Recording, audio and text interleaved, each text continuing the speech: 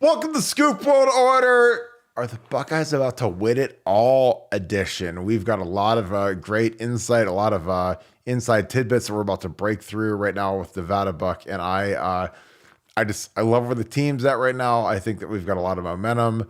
Watching that Notre Dame USC game, I mean, a lot of confidence in what we can do. So we're going to break all that down. Big commitments have come in the last couple of days or last week or so. So we're going to break all that down as well. But we appreciate you guys. As always, thank you. If you enjoy this content, please leave us a like, click subscribe. Also click that little alert bell. Every time you guys do that, it is huge for our channel. Shout out where you guys are watching from, as always. And also let me know who are your MVPs through the midpoint of the season. We're kind of there right now. Penn State is the juggernaut that is coming into town this Saturday. Got them at home at noon. That's been an absolute house of horrors for these guys. Right in time for Halloween. So I think we're going to whoop them up real good. So I'm really excited about that.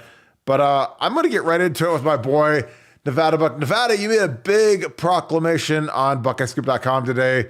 What was your proclamation about the entirety of the season for Ohio State football? I'm kind of with you. Again, I know a lot of people are negative and they don't see the big picture, but you watch that USC offensive line, you watch Caleb Williams versus Notre Dame last night. They got ran big time. The O-line was trash. Their transfer portal tackle, who we missed on, was trash. But what are you thinking is the prognostication going forward for Ohio State football for this season? Because I'm feeling about as good as you are. Well, first of all, you got to remember, I was the person that called for a 49-7 game against Purdue when the odds makers had it at 18 points, or had it kind of a close game, and there was lots of talk about all the great teams that had gone in there and lost, and every Ohio State coach has lost at Purdue and Ross-Ade Stadium, and there were people with things of hurricanes and it's going to be so windy, it's going to be so cold, we're not going to be able to score. And I just really saw the game really, really clearly. And I think Ohio State's going to win it all. I think Ohio State is going to win the national championship. Let me tell you why. You've got a quarterback in McCord who's really improving and really playing well. The guys they didn't help him out at all yesterday. Lots of drops. You didn't do anything to help him out. Still played through it. The team still threw for 350 yards or whatever it was. 4 touchdowns passing. This defense is terrific. I think 58 points through 6 games. Unbelievable performance. Will keep us in every game with this back seven, and front fours get it together. Jack and JT both had sacks. Special teams has been good enough. Their place kicking's been good enough, and I think we're going to whip Penn State this week. Now I say that it's not going to be 49-7. But I think we're going to hold them down. I think it's going to be a low-scoring game. But I think we're going to. I think it's going to be, 24-7 or 24-10 or something comfortable against Penn State. And I think after that, you got Wisconsin, and then you pretty much have a free ride all the way to Ann Arbor. And I just think we're going to win. I think we're a better team than everybody that we're playing. I think we're improving, and I think the big thing is the offensive scheme that we went with yesterday. That was unlike anything that we've seen from Ryan Day before. That was a change. That was something that was called for by the helping technician earlier this week. Yep. He's saying that they're going to a full RPO package right now. Full RPO package, meaning on every play, not on every play, but on every play they run it, you'd have a run option and a run read, and a pass option and a pass read, and a quarterback keep run option. So actually a triple option. And you saw it with McCord yesterday. He scampered for 9 yards. And he's saying that's why they ran the Devin Brown package, was to get him ready just in case when they run this that something happened to McCord, that he hasn't just been sitting on his behind eating nachos for 5 games. That's why they ran that package. And it makes a lot of sense to me. And I think if the Ohio State offense stays with this diversification, stays with these pulling, offensive linemen going against the flow of the play, staying as unpredictable as they were yesterday, I think who's going to beat them? Who's going to beat them this year? There's no great teams in college football, and we might be that team. So that's my call. That's what I'm sticking with. Final answer: Nevada Buck on Ohio State to win the national championship. Yeah, I mean, I agree. After watching Notre Dame just thrash USC, I mean, people are prognosticating Caleb Williams to be the greatest quarterback prospect of all time since Andrew Luck or before then, and I didn't see it. 3 picks. I mean, Marcus Freeman, who's been under fire. There were people that are Notre Dame honkers calling him Marcus Faust, as in like Jerry Faust, as in the worst quarterback or the worst head coach in Notre Dame history. I think that Notre Dame game will loom large. I think that obviously they were about an inch away from beating us, and when they play 4 straight night games, they trip up versus Louisville, but otherwise that's a playoff team that we beat on the road. The most hostile environment that we'll see all year, more hostile than Camp Randall, just because of how good the team is. Wisconsin with Luke. I mean, dude, they just lost to Iowa. They punted like 10 times, terrible. And I think that we've got a big edge on Penn State. Penn State, as you know, and I talk about, they carry a lot of weight off of beating us in 2016 and 2008. So, I mean, we've owned them for like almost 20 years right now. So they did this in 05, 08, 16. And I'm telling you, like, we've got their number. And again, I'm telling you, I tweeted Ryan Day going ballistic on his staff, going ballistic on Tony Alford, on McCord, on Jimmy Simmons, Josh Simmons.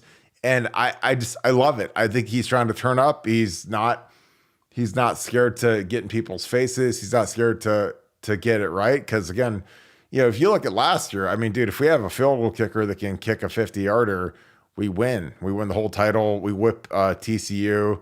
It's nasty. It's ugly. So I'm right there with you because I don't know who the great team is in college football. For a couple weeks ago, I probably would have said Texas because Texas whipped Bama, but Bama's offensive line is subpar. They can't block anybody. And Texas got ran by Oklahoma. So, this is a year of parity. Again, with the transfer portal, depth is an illusion, especially on the lines, on the O-line, D-line, where guys don't rotate as much. And I think that your call is immaculate just because I think that we have a real shot to get after these teams coming forward. I think that, I was happy that with the Purdue game, the most important thing to me is that we started extremely fast. We ran through those guys. That's a team that, in the past, we've lost to Purdue in 04, 09, 11, the 18 year with Urban. Again, the 18 year was a team that was undefeated, won the Rose Bowl. Dwayne Haskins threw like 73 times in that game. Really good teams have lost at West Lafayette, and Ryan Day had those guys primed up, ready to go, and they ran those guys out of the building, and they don't want anything to do with it. And so I just think that the team is starting to get confidence. Our defensive ends are getting pressure. Our quarterback is playing well. Our 2 quarterback system with him and Devin in the red zone is fantastic. Again, I think that running the quarterback is going to be the key to winning the national championship this year. So, Nevada, as we keep going forward, who are some guys that need to keep stepping up? Again, we've talked about Colonel Tate ad nauseum. Fantastic. Dallin Hayden, Trey coming back from injury. Who are some guys that need to step up this week versus Penn State to get us right and ready to go as we keep priming towards this national championship season? Well, I mean, I think this weekend the story is going to be about the offensive line. But, for the offensive line, I'm going to take it one step further. The person who's got to have a good game is Ryan Day. Ryan Day needs to have a good game because I maintain it's the scheme, not the players. And when you change the scheme, I know a lot of people are excited about Dallin Hayden this week, and that was great. And Dallin's a great story. But those holes were so big. Anybody was running through that. It didn't really matter. He doesn't mess around. Dallin reminds me of an old teammate of yours, Antonio Pittman. Maybe doesn't have the top end speed of Antonio, but I like the way he just kind of gets into the hole, see hole, through hole, go through it. And Pittman used to do that a lot, and that's why he was one of my favorites. And so I say the same thing. Dallin gets as much as is blocked up. He's not a burner. He's not going to blow past guys and break some big lane, but he gets the yards that are blocked up, and I think that's really good. But I think Ryan Day's got to discontinue his evolution as a play caller. He's got to put the guys in good spots. He's got to keep us out of loser plays. And we've run it over and over. If you're a regular on this show, you know what a loser play is. We show them to you. We count the guys. Nobody else talks about this stuff because Ryan Mhm. Day said the game before he only made one bad play call, and we have a different opinion. And but I'll tell you what, against Purdue, he didn't have a lot. There was a few, but he didn't have a lot. And when we go against the action, when we show action one, when we show orbit one way and then run back this way, or when we show power up the middle, then go outside, man, we're just deadly effective in it because it's just messing with, I know Purdue's not a great defensive team, but, they play defense. They've beaten some teams this year and they've played in some good games and we just gave them no chance. And so my star going forward, it's got to be Ryan Day. Ryan Day needs to continue his evolution and we'll be just fine. Well, and plus Ryan Walters is a guy that at Illinois last year, he had Michigan beat on the road, DC. I mean, I think that Michigan game when Illinois got hosed and they should have beat Michigan in Ann Arbor, and they ended up kicking a long field goal with Jake Moody. I think that's the game that got him the Purdue. That got him the Purdue job. Literally, he was so good in that game. Weatherspoon, their corner, who is a first round pick, went to the Seahawks, is a guy that could be a Pro Bowler as a rookie. He's that good. So I think that, they had a good scheme, but Ryan was a step ahead the whole way. I'm going to break it right into the film room because, again, it all comes down to, like, if we really want to be real, it's Kyle McCord. Kyle being the dude who we know that he is, the guy that he's developing into. Hang on, this should click on right here. All right. So Kyle finds Cade. Again, this is the best throw of the day. This might be the best throw of Kyle's career. Cade just runs a little hook right here, finds a soft zone. When he threw this, I was screaming, "Don't throw this." We're in empty protection, 5-man protection. And I mean, Kyle, this is a confidence throw. This is a throw where when a guy is really good at what he's doing and he's confident in his receivers like he is in Cade, I mean, so you got guy here, all diving Kyle.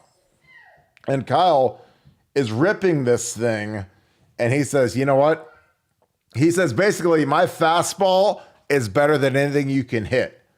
And yeah, I mean, this is a Pedro Martinez 1997 Red Sox fastball right here. And again, when it's 13 rip, 13 rip is like one thing, but 20 rip is a totally different thing.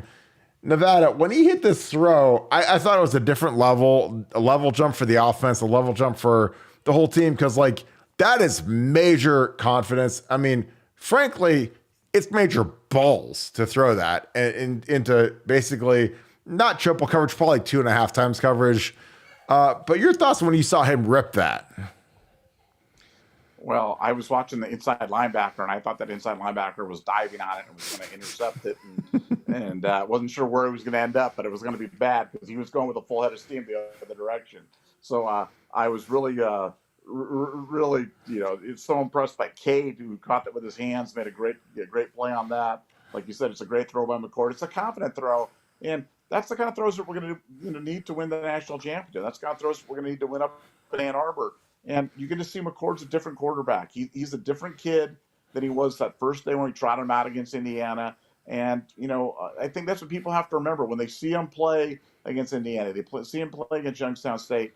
Yeah, I know he's been around for a long time, but those are like his second start, maybe the second kind of, or maybe his first real start. Now he's on game 5 or 6. He's becoming kind of a grizzled veteran. He's seeing more. The game's starting to slow down for him.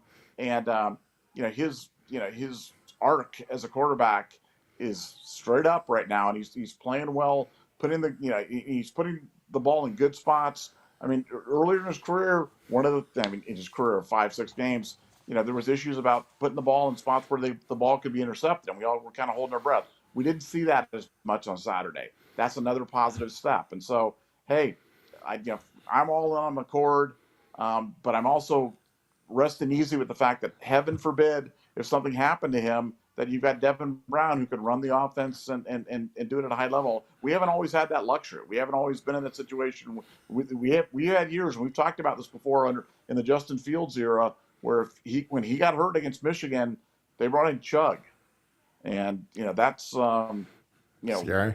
Devin Brown's no Chug. That was scary. It's going through an entire year knowing that if your quarterback goes down, that the year's over is a terrifying prospect. Considering what we went through in 2014, where we went from Braxton to JT to Cardell. This year, if we went from from McCord to Brown, I mean, it's not the same level, but at least it's not game over. And Yeah. that's good news, and certainly it gives the luxury to Ryan to know that he can run the quarterback a little bit, because if the unthinkable happened, the season's not over. Well, yeah, that's my thing. And the game breaker in our whole offense is if we do decide to run the quarterback a little bit when we need it, versus Penn State versus Michigan versus Wisconsin on the road. If heaven forbid we need that, I think running him a little bit doesn't hurt. Again, I'm a big proponent of run the read option, slide, take the 4, 5, 6, 7, 8 yards that you get, and don't absorb the big hit from the linebacker or from the safety or the guys that could potentially hurt you, hurt your shoulder, whatever. But another play, this is a beautiful play. I love this design. Again, Ryan was deep in his bag right here. I know people don't realize that, because if you don't watch our show, you don't really know what's going on. He puts Cade on a drag right here. It's nice, easy money. Marvin knows he's not the guy this play. So Cade's a primary.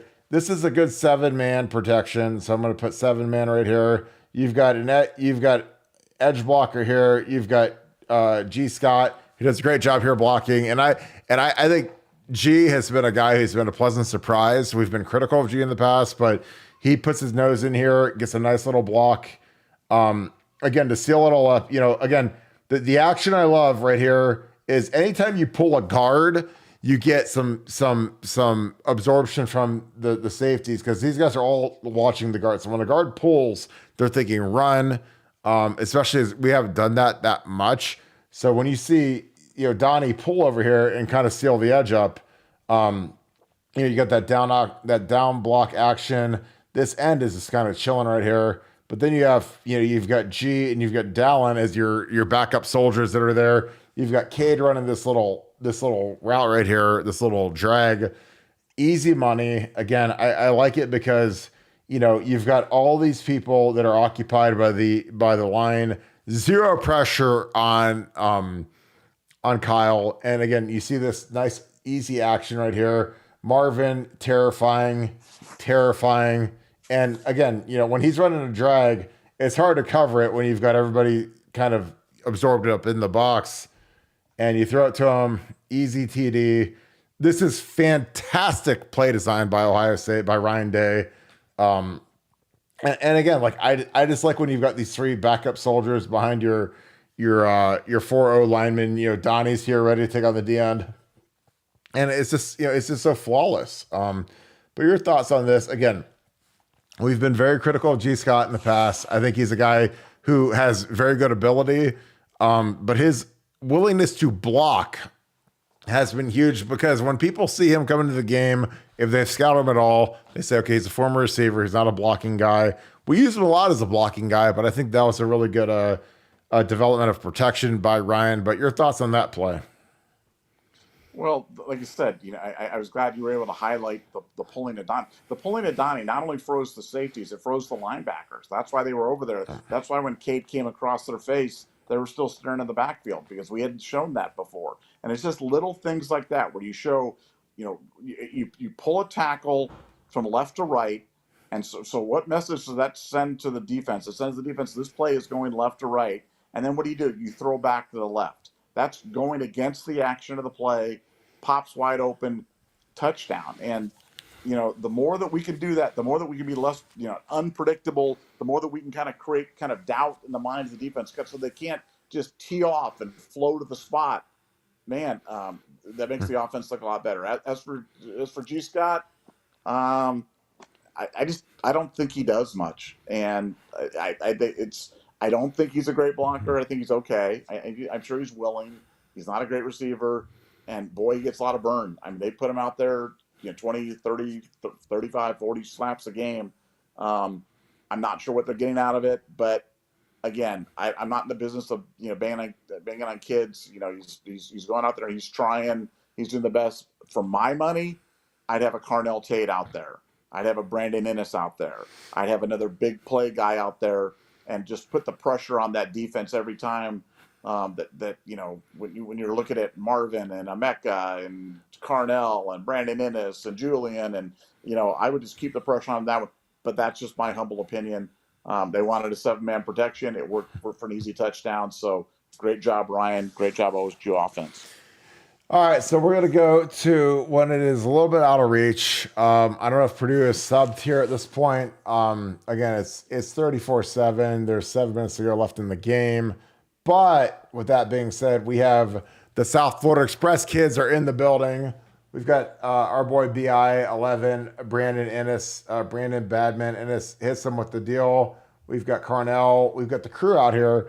So Brandon Ennis in the slot is going to be a massive, massive disadvantage for anybody that sees him next year. Because I think next year, if you put a gun to my head, I'm going to say, if Emeka and Marvin go pro, I'm starting J.J. Smith at X, true freshman X.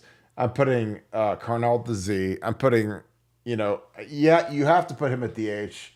He's too talented. He's too nasty. And again, you put a helpless slot versus Brandon Ennis. Go light a candle from at church, people, because I'm telling you, he's nasty. So he hits this move. This isn't much of a move, but he goes here. He just runs right past him. Devin Brown puts this thing right on the money. Game over.